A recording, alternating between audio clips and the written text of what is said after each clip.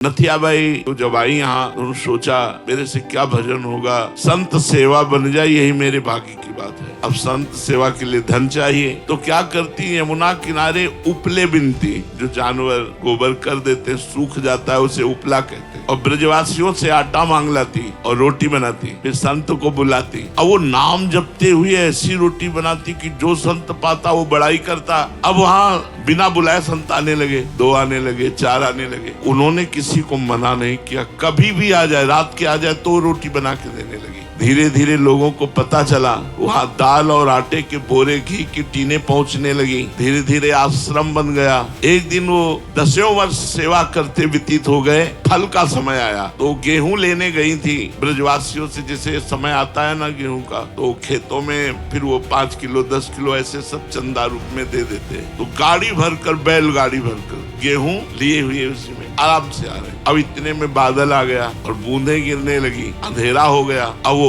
थोड़ा सा परेशान हुई कि कैसे सुरक्षित गेहूं पहुंचे, और अंधेरा हो गया, कुछ प्रकाश के लिए उनके पास था भी नहीं। इतने में देखा एक छाता लिए हुए 14 वर्ष का बालक आया और कहा, माई ये छाता गाड़ी में लगा ले और लालटेन लेकर मैं आगे चलता हूँ, मेरा घर आगे ही है। बोले कहाँ है तेरा घर? तो बोले बस बिहारी जी के पास ही है। वो नथियाबाई जी के आश्रम तक छोड़ करके आए और मुस्कुरा करके चले गए। अब नथियाबाई के दिमाग में ये बात कि 8 बजे रात्रि के बालक, लालटेन, छाता, हो सकता है कोई बालक, लेकिन मुझसे इतना प्यार क्यों करता है कि वो भींगता रहा और छाता मुझे दे दिया। जब दूसरे दिन बिहारी जी के दर्शन करने गई तो बिहारी जी के दर्शन में दिखाई दी लालटेन और छाता। अरे बोले तू ही था, मैं समझ गई। अंदाज तो लगा रही थी पर पक्का नहीं था, आज तो पक्का हो गया। भगवान भक्त की सेवा करने वाले की स्वयं सेवा करने के लिए तत्पर रहते हैं।